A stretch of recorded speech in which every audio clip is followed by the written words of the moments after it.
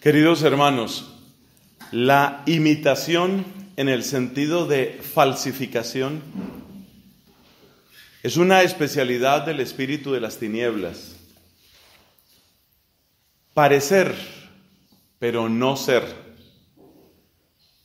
Mimetizarse, escabullirse, infiltrarse. Estos son verbos muy cercanos a la acción de las tinieblas. Nos damos cuenta que al final de su vida nuestro Señor Jesucristo fue traicionado por un infiltrado. Quizás no desde el principio, pero sí alguien que dejó que se infiltrara en él la acción del maligno. Falsificar, mimetizar, parecer y no ser, son expresiones de lo que llamamos mentira. En un análisis muy fino que hace Santo Tomás, él estudia esta pregunta. Así como hay un sumo bien, que es Dios, por supuesto, existe también un mal completo, algo que llamaríamos, aunque la expresión es contradictoria, un sumo mal. La tendencia, tal vez al primer momento, sería decir que sí. Como en una especie de simetría, se supone que Dios sería la cúspide del bien y en lo más hondo del abismo del mal estaría el demonio. Pero con su agudeza característica, Santo Tomás nos enseña que esa respuesta no es correcta. Y dice esta frase que puede parecer extraña: el sumo mal no existe. Porque el mal, para existir, necesita de algo bueno, de algo verdadero, de algo cierto. Efectivamente, el poder de un mentiroso no está en decir muchas mentiras, sino en envolverlas en verdades convincentes. El mal solo se vuelve malo mezclándose. Por eso es tan necesario el discernimiento de los espíritus, del que nos habla la Escritura en varios lugares, por ejemplo en el capítulo 5 de la primera carta a los tesalonicenses. Disciernan todo, quédense con lo bueno. Porque suele suceder que junto con lo que es bueno se van mezclando cosas que son malas. Y también en otras oportunidades, aún en aquello que está plagado de maldad, hay flores de bondad que hay que saber rescatar. Por eso el cristiano, y especialmente quien tiene pastoreo de las almas, debe afinar su oído, su vista y su olfato para hacer un buen discernimiento. Por supuesto, estas reflexiones las hago con motivo de la presencia del endemoniado en la sinagoga. O sea, el diablo va a la sinagoga. Y parece que aprovecha bastante su tiempo en la sinagoga, porque en las tentaciones de Cristo, el demonio todo lo que utilizó fueron textos de la Escritura. Entonces, el arte espantoso, escalofriante del demonio es ese: utilizar lo bueno en contra del bien,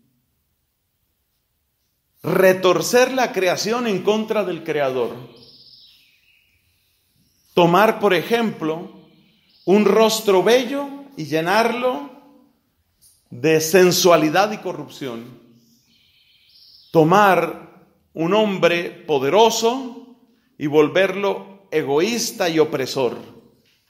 El que debía ser administrador de bienes en favor de sus hermanos se convierte en un opresor de ellos. Una persona muy inteligente que tendría que descubrir con mayor claridad las grandezas de Dios y exponerlas de modo apropiado, se vuelve una montaña de soberbia y llega incluso a negar al Creador. Esa es la obra típica del demonio. Entonces ese es un primer punto de reflexión que les ofrezco. Porque cada uno de nosotros tiene sus propios talentos. Cada uno de nosotros tiene el bien. Y el demonio tratará de alguna manera de utilizar lo bueno que tienes para sus propios fines, que siempre son tomar la creación y tirársela por la cara al Creador. Porque eso es lo propio del espíritu de las tinieblas, el envidioso desde el principio. Lo dramático del demonio es que le toca siempre jugar en cancha ajena. Él no es creador, él no puede crear nada. Entonces tiene que utilizar lo que Dios, a quien mira como su enemigo, ha hecho. Y por eso todo el esfuerzo del demonio es tomar la creación y arrojársela en la cara al Creador. Cada uno pues entonces vigile no solamente las malas tendencias o concupiscencias que todos tenemos, sino vigila también lo que hay de bueno en ti, porque es eso especialmente lo que el enemigo querrá utilizar. Si uno mira la historia de las herejías, uno se da cuenta que la mayor parte de los heresiarcas eran personas de gran cultura, de gran inteligencia, de gran impacto. Arrio, por ejemplo, era un hombre extraordinariamente carismático, y la difusión del arrianismo no se debió tanto a él en su acción personal, sino más bien a los discípulos y sobre todo discípulas que tenía. Según consta en la historia de la iglesia, el arrianismo se difundió especialmente a través de mujeres consagradas, hoy las llamaríamos religiosas, y a través de la música. La música y la generosidad de estas consagradas, sobre la base de un extraordinario carisma de Arrio, tuvieron un efecto devastador. Entonces, el mal trata de mimetizarse en lo bueno. Segundo punto de reflexión que podemos tomar el día de hoy. Observemos que en las frases que el demonio dice aquí y en otros pasajes del Evangelio, todo lo que dice es cierto. Llama a Jesús, Jesús Nazareno. ¿Has venido a acabar con nosotros? Pues sí. Y mira lo que dice: sé quién eres, el Santo de Dios. O sea, todo lo que el demonio dice es cierto.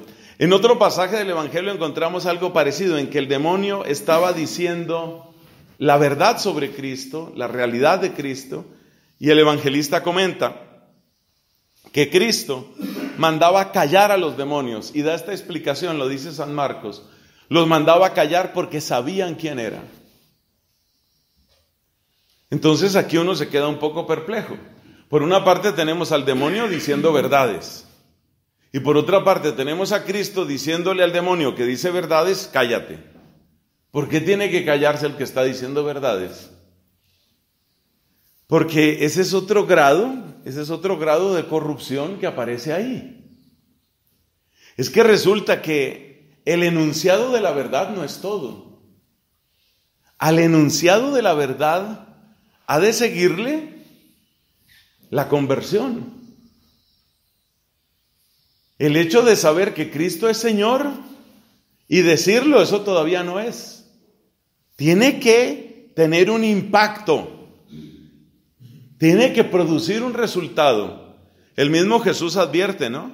No todo el que me diga Señor, Señor, entrará en el reino de los cielos, sino el que hace la voluntad. Entonces, decir con absoluta y perfecta ortodoxia la verdad de la fe y apartarse de esa verdad, que por supuesto es el actuar del demonio, es eso lo que Cristo quiere impedir. El problema no está en lo que el demonio dice, el problema está en la ruptura absoluta que hay entre esas palabras que son ciertas y el actuar perverso, asqueroso, ponzoñoso del demonio. Esa ruptura es la que Cristo no quiere. Por supuesto, eso también se aplica a nosotros.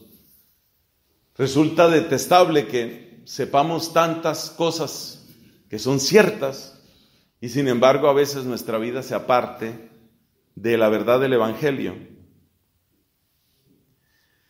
Por último, pues obsérvese antes en el Evangelio cómo Jesús hace el exorcismo con estas palabras: cállate. Lo primero es, o sea, deja esa burla, que tus palabras digan una cosa y tú seas otra cosa, es una burla. Cállate es lo que corta la burla del demonio y sal de él. Y es la palabra de Cristo que le da, que realiza el exorcismo. Pensemos, hermanos, que también nuestras instituciones, y con esto quisiera terminar, también nuestras instituciones estarán siempre amenazadas. Las mejores fundaciones, las mejores comunidades, las más santas comunidades religiosas están amenazadas. Los planes pastorales más sabios están amenazados. Nuestras comunidades están amenazadas, pero no debemos vivir ni en paranoia ni en pánico. Debemos saber que junto a nosotros está el mismo Cristo, y mientras Él esté y mientras su palabra esté viva en nuestras comunidades, en nuestros corazones, será Él quien dé la victoria. ¿Cuánto tiempo llevaría ese endemoniado asistiendo a esa sinagoga? Pero el tema se acaba, la burla se acaba, la profanación se acaba cuando Cristo se levanta. Se cumple lo del Salmo, se levanta Dios y se dispersan sus enemigos, huyen de su presencia los que lo odian. Entonces tengamos por cierto eso, que aún en nuestros círculos más cercanos estas cosas suceden y muchas veces nos dejan perplejos y desanimados, pero si Cristo está y si Cristo se levanta y su palabra es poderosa, si dejamos que esa palabra se despliegue, seguirá haciendo su obra en nuestros días, como la hizo en esta página del Evangelio.